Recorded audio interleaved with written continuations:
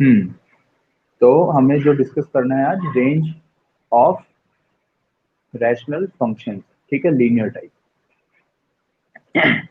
तो उसको समझने से पहले मैं दो तीन चीजें इंपॉर्टेंट आपको बता रहा हूँ कि जैसे डोमेन की अगर हम बात करते हैं ना, क्योंकि अगर कोई भी फंक्शन है तो देखिए फंक्शन एग्जिस्ट करने के लिए हमने क्या बताया था आपको कि कोई भी फंक्शन एग्जिस्ट तब करता है जब उसके सारी की सारी प्री इमेजेस की इमेज मिल जाए हमें, या यूं कहें कि सारे के सारे एलिमेंट्स जो डोमेन में हो उनके लिए हमें कोई ना कोई एक वैल्यू, मतलब कोई ना कोई एक रेंज मिल जाए। ठीक है, मतलब for every element in domain there must be a finite a unique, क्या बोलेंगे, इमेज बोलना बेटर होता है वैसे, प्री इमेज और इमेज।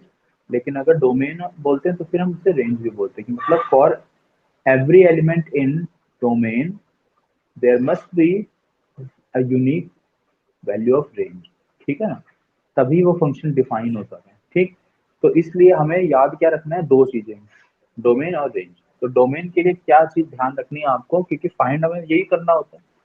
तो फॉर डोमेन आपको क्या याद रखना होगा,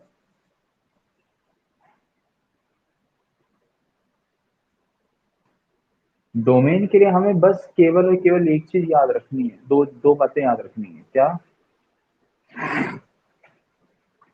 all the values of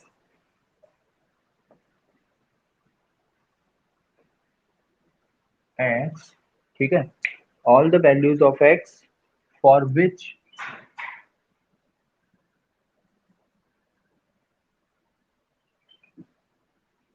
f x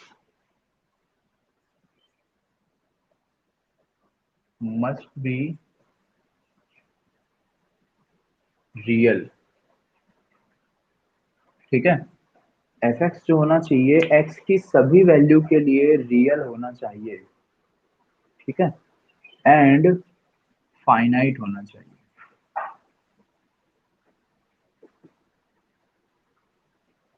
समझ में आ रही है बात, मतलब फाइनाइट का क्या मीनिंग होता है कि वो इन्फिनिटी ना हो। तो वही लिख दिया है यहाँ पे कि एक तो रियल होना चाहिए। रियल का मतलब ये हुआ कि वो कॉम्प्लेक्स नंबर नहीं होना चाहिए, मतलब स्क्वायर रूट में माइनस वाले नंबर्स नहीं आने चाहिए। तो अगर स्क्वायर रूट में नेगेटिव नंबर्स आते हैं then the number formed will be considered as a complex number. ठीक है, later on you will study about the complex numbers. ठीक है, रियल एंड फाइनाइट। ठीक है, रियल आप ऐसे भी समझ सकते हैं कि कोई भी फंक्शन अगर लिखा हुआ है it means we are able to draw its graph. अगर आप ग्राफ ही ड्रॉ नहीं कर पाओगे ना फंक्शन का तो फिर वो रियल नहीं माना जाएगा। और दूसरी बात, वो फाइनाइट होना चाहिए। फाइनाइट का मतलब है कि उसकी वैल्यू है जो वो इन्फिनिटी या माइनस इन्फिनिटी नहीं होनी चाहिए। ठीक है, बस ये बात ध्यान रखनी होती है डोमेन के लिए। अब रेंज के लिए क्या ध्यान रखना है वो भी जान लेते हैं। ठीक है, रेंज के लिए हमें क्या याद रखना है, रेंज के लिए हम क्या करते हैं, पहले फंक्शन को y लेट करते हैं। ठीक है, हम लेट y करते हैं पहले, लेट y बराबर f x, then find x। ठीक है, x को फाइंड करेंगे in terms of y,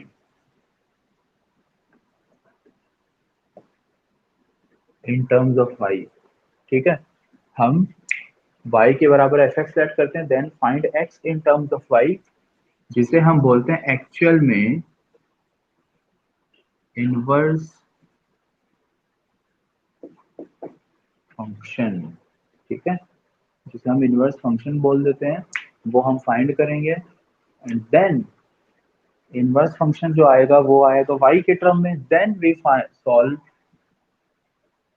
then we find domain of, ठीक है, जो ये इनवर्स फंक्शन आया है ना, domain of y f y, जो है हमारा इनवर्स फंक्शन। ठीक है, and which this domain is the range of f x. Clear? ये बात आपको याद रखनी है रेंज फाइंड करने से रिलेटेड टॉपिक। y के बराबर एफ एक्स सेट करते हैं, उसके बाद हम x को y के टर्म में सॉल्व कर देते हैं। ठीक, याद करिए लॉग वाला फंक्शन जो बताया था उससे पहले यही कंसेप्ट बताया था मैंने कि इनवर्स फंक्शन होता क्या है। Inverse function is the function in which the range and the domain are interchange. ठीक है, वो इंटरचेंज हो जाती हैं। तो हम y के टर्म में जो फंक्शन फाइंड करते हैं that will be called as the inverse function. Then we find domain of f y. F y लिखने का मतलब है इनवर्स फंक्शन जो हमने वाई के टर्म में फाइंड किया होगा। अगर फंक्शन एक्स के टर्म में होता है तो एफ एक्स बोला जाता है। Now if the function is in terms of y then it will be considered as f y, mean function in terms of y, function in terms of x and this is function in terms of y. ठीक, inverse function. और जब अब जो domain हमने find की होगी this domain is the range of f x, क्योंकि वो y के टर्म में है ना, और y एक्चुअल फंक्शन जो था ओरिजिनल फंक्शन उसके लिए रेंज है। ठीक है, तो ये दो इंपॉर्टेंट चीजें आपको ध्यान रखनी है। For domain this thing, for range this thing. Means to find the range of a function first of all we need to find the inverse of the function and then we will find out domain of the inverse function which will be the range of the original function। ये है simple सी बात।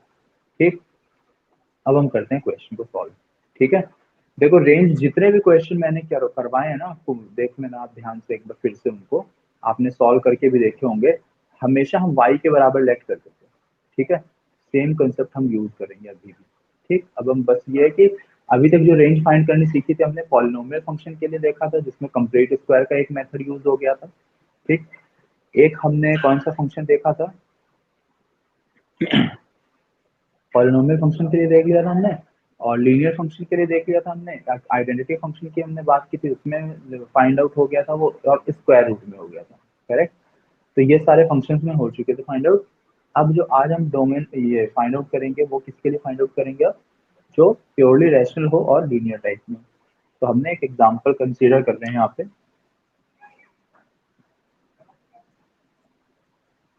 F x consider कर लिया है मैंने, x plus three over x plus five. Okay, find range. ठीक है, इसकी रेंज फाइंड करनी है हमको। ठीक है, रेंज फाइंड आउट करते हैं। अच्छा, ये रैशनल फंक्शन है, कौन इसकी मुझे डोमेन बताएगा, जल्दी से बता दो एक बार इस फंक्शन की डोमेन। बताओ आप में से कोई। Yes, very good. ठीक है, रैशनल नहीं रियल, रियल बोलते हैं, रैशनल मत बोलो बेटा।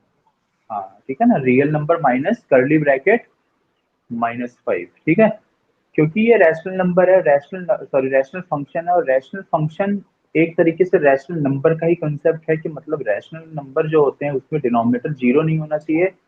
Same you need to memorise always, same you need to remember always that in case of rational function the denominator can not be zero. Zero mean zero function. ठीक है, तो ये zero नहीं होना चाहिए, जिसे अगर नहीं ध्यान था इसलिए, और इसलिए मैंने रिपीट किए लाइन। तो अगर हम डोमेन की बात करेंगे ना सॉल्यूशन में, पूछी नहीं है बाय इसमें बाय द वे, बट हम लिख दे रहे हैं फिर भी। डोमेन के लिए क्या हो जाएगा, डोमेन हो जाएगी x plus five not equals to zero implies x not equal to -5। तो ये हो गई हमारी डोमेन। इंटरवल में लिखना है तो हम इसको r माइनस कर्ली ब्रैकेट -5 करके लिख देंगे, बट इतना छोड़ दो क्योंकि पूछी नहीं गई थी डोमेन, वो तो हमने एडिशनली फाइंड आउट कर दी है, केवल इसलिए फाइंड आउट की है।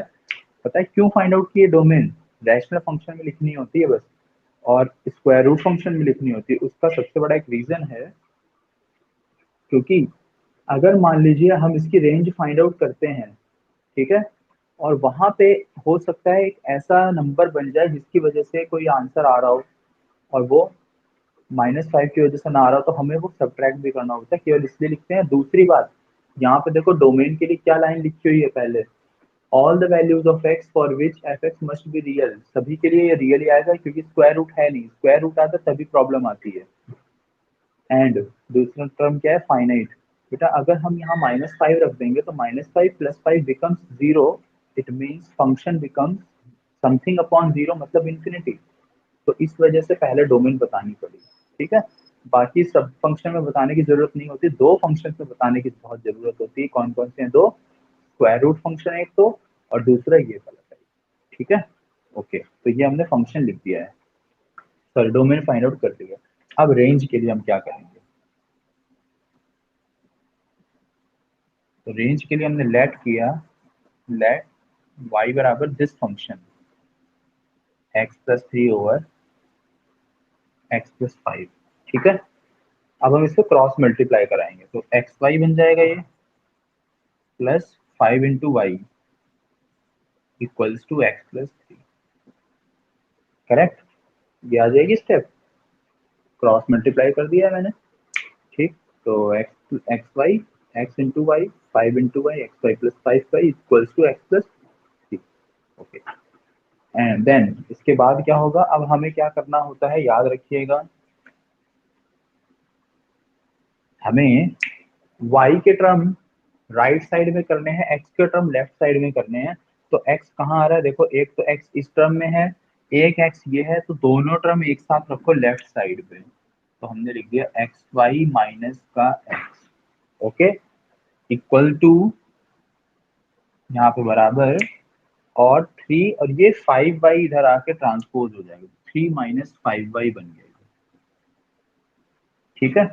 ऐसी स्टेप हो जाती है। अब क्योंकि इन दोनों टर्म में आप देख सकते हैं क्या कॉमन आ रहा है, ओनली x, मतलब यहाँ से x कॉमन ले लीजिए, तो x हो गया कॉमन, तो अब क्या बच गया, ये y-1 इक्वल्स टू 3 - 5y।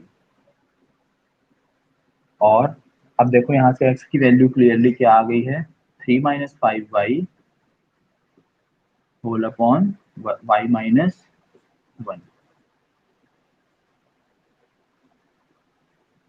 देखिए फंक्शन हो गया फाइंड आउट, इनवर्स फंक्शन। क्या लिखवाया था, y लेट करो, देन x in terms of y let किया, सॉल्व किया, थोड़ी सी कैलकुलेशन करनी होती है, और x की वैल्यू फाइंड आउट होगी, x in terms of y हो चुका है फाइंड आउट, ठीक। जो क्या होता है इनवर्स फंक्शन, ठीक है, जिसे हम इनवर्स फंक्शन कहते हैं। फिर we find domain of f y, ये क्योंकि फंक्शन अब y के क्रम में आ गया ना पूरा, इसी को हम बोलते हैं एफ वाई। तो अब हम इस फंक्शन की डोमेन फाइंड करेंगे, ठीक है। अब ये कैसा फंक्शन है, ध्यान से देखो आप, कौन सा टाइप है ये, which type function this is, फिर से रैशनल बन गया। अब ये फंक्शन अब भी अगर रैशनल है तो इसकी डोमेन क्या आएगी बता दो अब जल्दी से, वो भी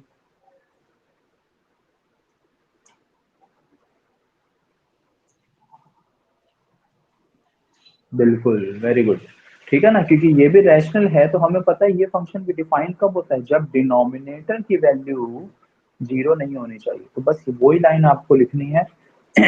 अब यहाँ पे हमें यही लिखना है कि f y exist only when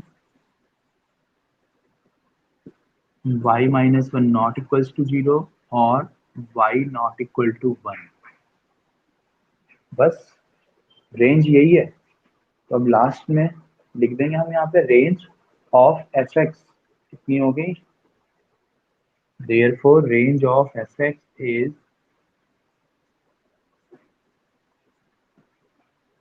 real number minus 1, ये रेंज, ठीक है। क्लियर हुआ, किसी को कोई डाउट अभी रेंज फाइंड करने में, अगर रैशनल फंक्शन लिखा होगा तो हम इस तरह से रेंज फाइंड आउट कर लेंगे।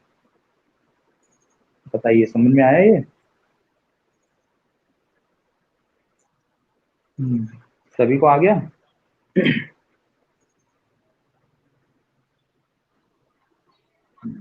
ओके, ठीक। तो ये मैंने एक टाइप का एग्जांपल बताया आपको जो लीनियर है, ठीक है। एक हम पढ़ते हैं जो जिसमें डिग्री एक की बजाय 2 हो जाए, तो हम उसको भी एक एग्जांपल देख लेते हैं। अब हम सेकेंड एक और क्वेश्चन करते हैं जिसमें हम एफ एक्स को कुछ और कंसीडर करेंगे अब। तो वन मोर एग्जांपल या क्वेश्चन लिख लीजिए, f x equals to x square over x square plus one. ठीक है, इस तरह का कुछ फंक्शन गिवन है और बोला गया रेंज फाइंड आउट करो, find range of f x. इस फंक्शन एफ एक्स की रेंज बतानी है। अब मैं अगर इस फंक्शन में डोमेन लिखने की बात करूं तो यहाँ लिखने की जरूरत नहीं पड़ेगी। क्यों नहीं पड़ेगी ये बता सकता है मुझे कोई, कि इस फंक्शन में हम डोमेन लिखें या ना लिखें कोई फर्क नहीं पड़ रहा, क्यों नहीं पड़ रहा, कोई बताएगा? इस फंक्शन में यहाँ पे तो जरूरत पड़ गई क्योंकि डिनोमिनेटर जीरो हो सकता था, लेकिन अगर आप ध्यान से देखेंगे ना इस फंक्शन को तो ये फंक्शन कभी भी जीरो नहीं हो सकता। ठीक है, क्योंकि स्क्वायर है, ध्यान से देखो एक्स का केवल स्क्वायर आ रहा है और स्क्वायर वैल्यू हमें पता है मिनिमम जीरो होती है। ठीक, लेकिन जिस मोमेंट पे भी वो मिनिमम जीरो होगी एक्स स्क्वायर की value, but zero plus one, one तो वो हमेशा रहेगा ही रहेगा, ऑलवेज। ठीक है, हमेशा वो वन जरूर होगा। तो अब हमें ये पता लग गया कि मतलब वन तो कम से कम होगा ही होगा, तो इसलिए यहाँ पे ये हमेशा पॉजिटिव है, कभी भी जीरो नहीं हो सकता, तो हम डोमेन लिखने की कोई जरूरत नहीं है। हाँ, अगर आपको लिखना है तो हम यहाँ पे बस इतना जरूर बोल सकते हैं कि f x is defined for all real values of x, domain is real number. चाहो तो इतना लिख जरूर सकते हो, अदरवाइज नीड नहीं है इसकी कोई। ठीक, तो हम जब सोल्यूशन कर रहे हैं, हाँ बस इसलिए हम बता देते हैं कि क्योंकि मैंने आपको क्या बताया, डोमेन बताने के लिए हम ये बताते हैं ना कि वो रियल और फाइनाइट होना चाहिए, तो यहाँ पे ऐसा ही है, डिफाइंड रियल फाइनाइट वाला डिफाइंड है, तो हम लिख ही दे रहे हैं कि f x is defined for all x belongs to R. ये सिंबॉलिक फॉर्म में भी लिखना आना चाहिए आपको, जैसे मैंने ये लिखा है, इस जो ये इन्वर्ट करके ए लिखा हुआ है ना, उल्टा करके ए लिखा हुआ है, इसका मतलब होता है फॉर ऑल सेट, जब पढ़ाया उसमें बताया हुआ है मैंने, for all x belongs to R मतलब रियल नंबर। ठीक है, ये अगर आर कहीं भी लिखा हो तो रियल नंबर, रैशनल नंबर को रिप्रेजेंट करने का तरीका होता है क्यू, जो कैपिटल क्यू डिनोट करते हैं वो रैशनल नंबर होता है, याद रखिएगा इस बात को। ठीक, तो अब ये हो गया defined for all x belongs to R मतलब डोमेन है रियल नंबर। ठीक, अब हमें रेंज फाइंड आउट करनी है, तो हम रेंज फाइंड करने के लिए क्या करेंगे, यहाँ पे to find range,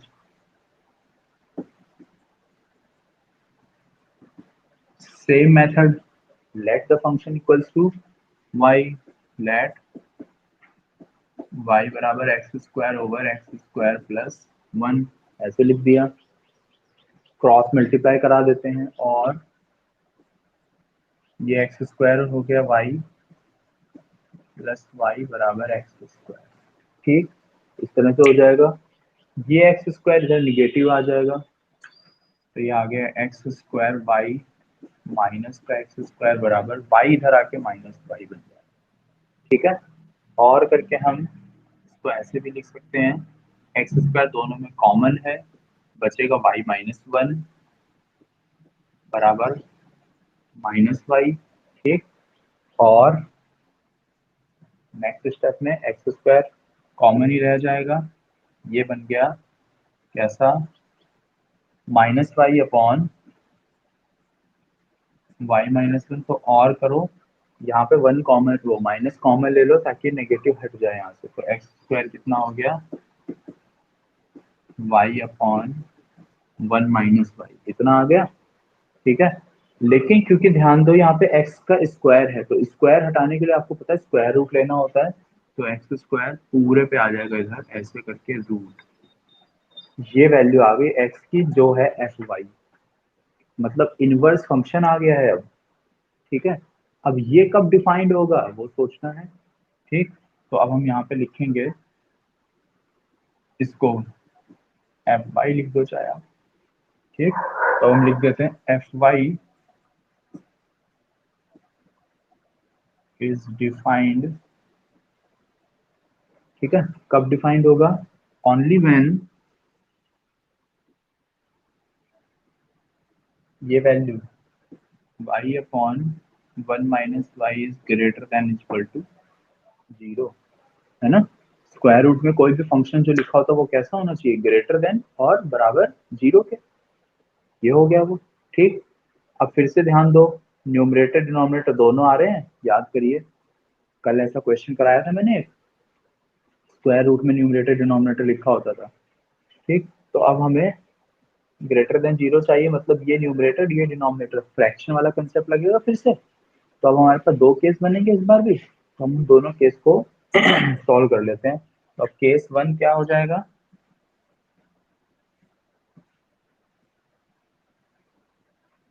numerator positive and denominator भी positive, numerator positive and denominator is positive, कि दोनों दोनों पॉजिटिव हो।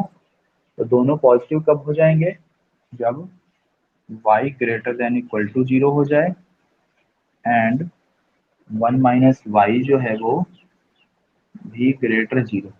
डिनोमिनेटर जो होता है वो बराबर नहीं होता ना कभी भी 0 के, इसलिए बराबर नहीं लगाया है इधर, ठीक है। तो ये हमने लिख दिया है।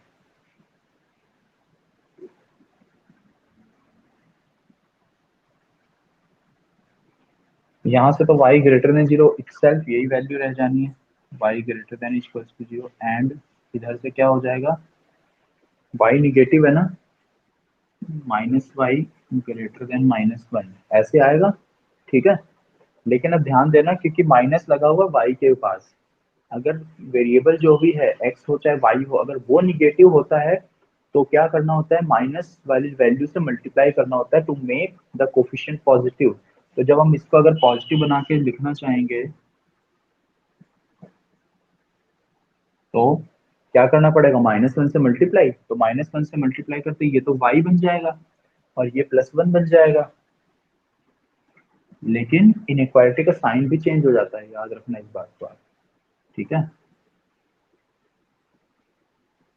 अगर रेसिप्रोकल करते हैं तो भी इनइक्वालिटी का साइन रिवर्स हो जाता है, और अगर हम -1 या -2 मतलब कोई भी नेगेटिव नंबर से मल्टीप्लाई और डिवाइड करते हैं then also the sign of the inequality reverses. तो ये रिवर्स हो गया है, ठीक। अब नंबर लाइन पे हम इसको देख लेते हैं, एक वैल्यू है यहाँ से 0, ठीक, तो 0 हो गया इधर, और 0 को इंक्लूड भी करवाना है, और ये वैल्यू है 1, तो और जो कि 1 इंक्लूड भी नहीं है। अब ये कह रहा है 0 से बड़े नंबर्स जो होंगे इधर, और ये कह रहा है 1 से छोटे नंबर्स जो होंगे इधर, ठीक। तो इसको देख के बताओ कॉमन क्या है दोनों में, दोनों का कॉमन आया 0 से लेके 1 तक, है ना। डबल लाइंस देख लीजिए, तो डबल लाइंस कॉमन किधर आई, इधर।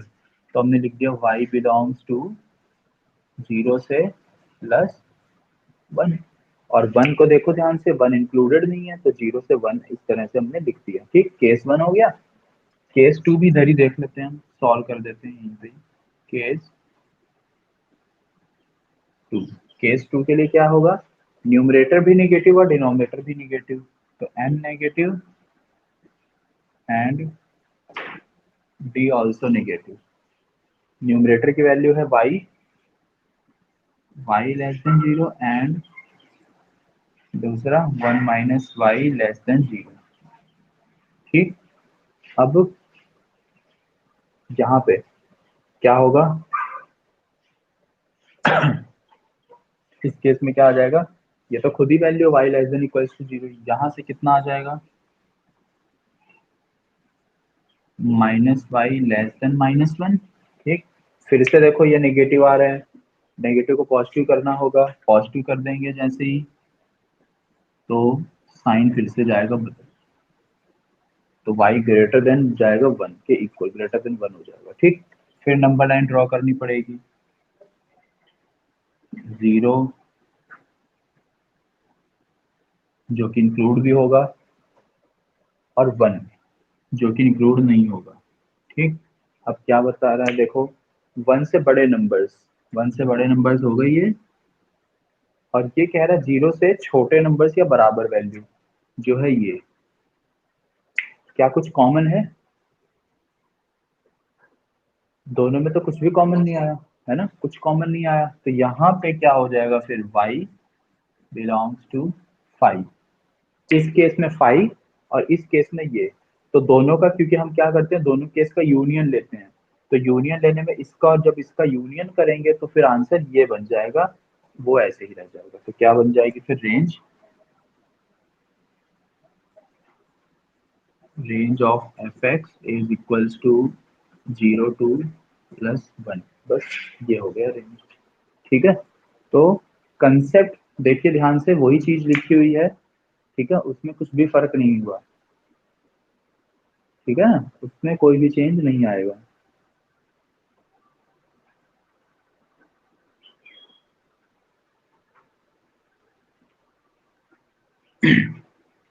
एक शॉर्ट ट्रिक और बताता हूँ वैसे आपको मैं, कि ये दो केस नहीं करने पड़ते। हालांकि दो केस ही बना के करो, आपको अभी नहीं बताऊंगा मैं वो ट्रिक, क्योंकि अभी बताऊंगा तो आप हर जगह वो अप्लाई करने लग जाओगे, वो सब जगह अप्लाई होती नहीं है। ठीक है, नहीं तो मैं इसके लिए आपको एक ट्रिक बताता कि वो जल्दी से सॉल्व करके आंसर पता लग जाता है कि हाँ ये होगा, लेकिन नहीं। क्योंकि अगर आपको ट्रिक अभी बता दूंगा, 12th में आ जाओगे तब जरूर बता दूंगा। ठीक है, क्योंकि 12th में आते हैं तो तब तक हम ये सब सारी चीजें सीख चुके होते हैं, तो हमें प्रॉब्लम नहीं होती। अभी बताऊंगा तो क्या करोगे, तो हम हर जगह फिर वही अप्लाई करने की कोशिश करोगे कि जल्दी से आंसर आ जाए। और कई बार प्रॉब्लम ये होती है कि उसमें मिस्टेक होने के चांसेस हो जाते हैं, क्योंकि ये जो टर्म्स होते हैं ये किस तरह से लिखे हैं वो हमें ध्यान देना पड़ता है, तब वो ट्रिक अप्लाई हो पाती है। तो इसलिए रहने दीजिए उससे, आप ऐसे ही करना केस बना के। ठीक है, दो केस बनाने में वैसे भी टाइम ज़्यादा नहीं लगता है, बहुत टाइम होता है हमारे पास। अभी तो वैसे भी प्रैक्टिस ही करनी है आपको घर पे। ठीक है, तो क्वेश्चन इनफ आपके बुक में गिवन भी हैं, जिनको देखो सॉल्व करो। ठीक, तो ये समझ में आया रेंज फाइंड किस तरह से करोगे। बेसिक कंसेप्ट जरूर याद रखो क्या है, उसके बिहाफ पे ही हम रेंज फाइंड आउट कर पाते हैं। ठीक है, कोई डाउट है किसी को अभी, एनी स्टूडेंट? बाकी किसी को भी कोई डाउट? अगर है तो मैं एक बार बताऊं से, नहीं तो अब आपका काम क्या है, बुक है सबके पास, मैथ्स की बुक है ना सभी के पास? हाँ, तो बिल्कुल, तो आपको उस बुक से क्वेश्चन सॉल्व करके देखने हैं, रेंज वाले। ठीक है, डोमेन तो मैंने बता ही दी है और रेंज भी बता दी है। ध्यान से देखो तो रेंज भी डोमेन ही है ना। बस क्या कर रहे हैं हम, रेंज के लिए पहले इनवर्स फंक्शन फाइंड आउट कर देते हैं, ताकि हम उसकी डोमेन फाइंड आउट कर पाएं, और इनवर्स फंक्शन की डोमेन ही होती है range of original function F x. बस तो ये कंसेप्ट ही कर रहे हैं हम यूज। तो इसलिए आप क्वेश्चन जो गिवन है वो जरूर से सॉल्व करके देखो, क्योंकि ये बहुत इंपॉर्टेंट टॉपिक है, याद रखो इस बात को। ठीक है ना, अगर जैसे कुछ, क्योंकि बहुत सारे स्टूडेंट आप में से ही होंगे जो कॉम्पिटिटिव एग्जाम, मैंने शुरू में जब पूछा भी था तो बहुत लोग बोल रहे थे कि मैं जेई करना है या ऐसे करना है। तो जो कॉम्पिटिटिव एग्जाम आप फेस करोगे भी ना, तो उसमें रेंज और डोमेन के क्वेश्चन जरूर ही आता है। ठीक है, और वो इसी तरह के फंक्शंस होते हैं। ठीक है, बस ये होता है, हाँ उसके लिए उसमें ट्रिक जो अप्लाई होती है तब मैं जरूर एक्सप्लेन कर दूंगा, डोंट वरी। क्योंकि वहां पे ट्रिक ही चाहिए होती है हमें, कि जल्दी हम क्वेश्चन को सॉल्व कर पाए। ठीक है ना, तो अभी जो तरीका आपको सिखा दिया है मैंने, वो ध्यान रखिए। और इसी तरह से मेथड के थ्रू ही आप सॉल्व करो, क्योंकि अभी आपको पूरा एक्सप्लेनेशन आना चाहिए। एक्सप्लेनेशन जब हम सीख जाएंगे तो फिर कोई प्रॉब्लम नहीं है, फिर ट्रिक्स वगैरह ये सारी चीजें पता लग जाती हैं, खुद भी पता लग जाती है कि हाँ कैसे सॉल्व हो रहा है। ठीक है, ओके, तो अब आपका वर्क यही है कि आप रेंज के क्वेश्चन जरूर से सॉल्व करके देखो, तो ही आपको जो भी अगर डाउट किसी को अभी भी रह रहा होगा ना क्वेश्चन, क्योंकि number of variety of question जब तक आप सॉल्व नहीं करेंगे तब तक मैथ्स में, क्योंकि ये प्रैक्टिकल सब्जेक्ट है, तो आपको हो सकता है प्रॉब्लम रहे कि सॉल्व नहीं हुआ या प्रॉब्लम आ गई। और मैंने बोला भी है, सॉल्व करो, एक बार सॉल्यूशन जरूर भेजो। ठीक है, व्हाट्सएप पे नहीं भेज पाते हो कोई प्रॉब्लम नहीं है, टीचमीट जो ऐप है ना, इसी में अच्छा ऑप्शन है, चैट का गिवन है, पर्सनली वो मुझे भेज सकता है, तो वो उसमें आ जाएगा मेरे पास कि हाँ इस स्टूडेंट ने भेजा है। ठीक है, और आप लोग कोई चैट वैट पे बात मत करना कोई भी आपस में।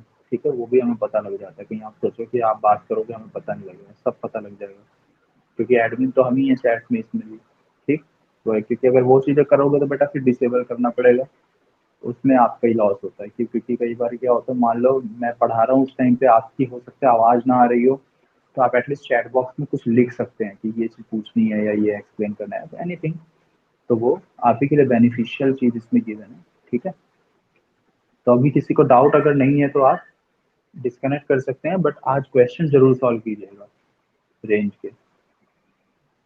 ठीक है, तो कर लीजिए आप लोग डिस्कनेक्ट।